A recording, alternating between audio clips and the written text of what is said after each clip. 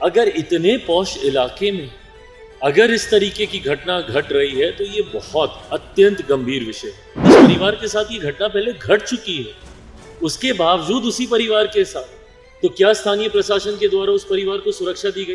एक के बाद इस तरीके से अंजाम दे रहे हैं। इसमें सरकार को गंभीर होना होगा। जिस सरकार का मैं समर्थन कर रहा हूँ, सरकार का मैं हिस्सा नहीं हूँ। भारत का संविधान ये इजाजत हम लोग को देता है कि देश के किसी भी कोने में किसी भी भाषा में हम लोग रह सकते हैं, जो राजनीतिक लाभ की दृष्टि से होती हैं, ना कि वैचारिक संबंधों के जुड़ने से। मैं ये मानता हूँ सिर्फ दोनों राजनीतिक लाभ के लिए एक साथ आए हैं। मुझे नहीं लगता कि इतनी जल्दी दिल जुड़े होंगे। थाना बगल में है, बड़े बड़े अधिकारी आसपास रहते हैं। अगर इतने पॉश इलाके में अगर इस तरीके की घटना घट रही है तो ये बहुत अत्यंत गंभीर विषय है।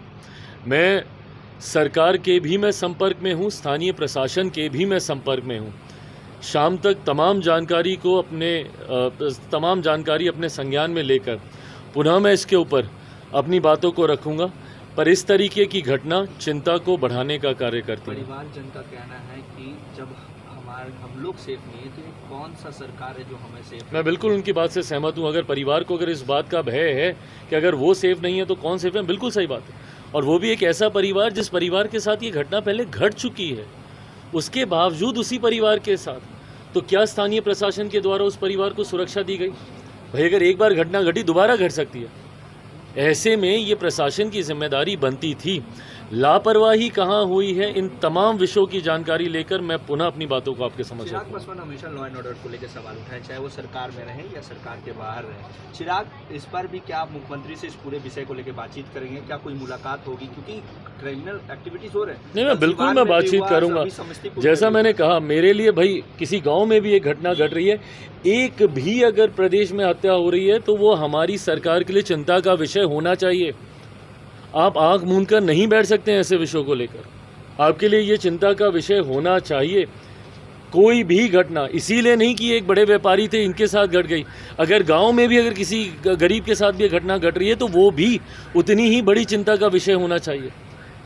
और ये सुशासन का राज रहा है। कैसे असामाजिक तत्वों को हाल फिलहाल के दिनों में इतना बल मिल गया कि वो आपराधिक घटनाओं को एक के बाद इस तरीके से अंजाम दे रहे हैं। इसमें सरकार को गंभीर होना होगा। जिस सरकार का मैं समर्थन कर रहा हूँ, सरकार का मैं हिस्सा नहीं हूँ, पर जिस सरकार का मैं समर्थन कर रहा हूँ, मैं ज़रूर एक बार उनसे भी बातचीत करूँगा, जानकारी लेकर, स्थानीय प्रशासन से जानकारी लेकर। शाम तक मैं पुनः अपनी बातों को इस विषय पर रखूँगा, क्योंकि ये चिंता का विषय है।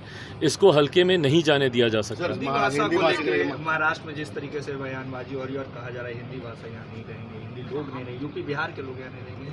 देखिए, मैं हर भाषा का मैं समर्थन करता हूँ और मैं सम्मान करता हूँ। और भारतीय भाषाओं की खूबसूरती ही यही है कि अलग अलग प्रदेशों में अलग अलग भाषाएं बोली जाती हैं।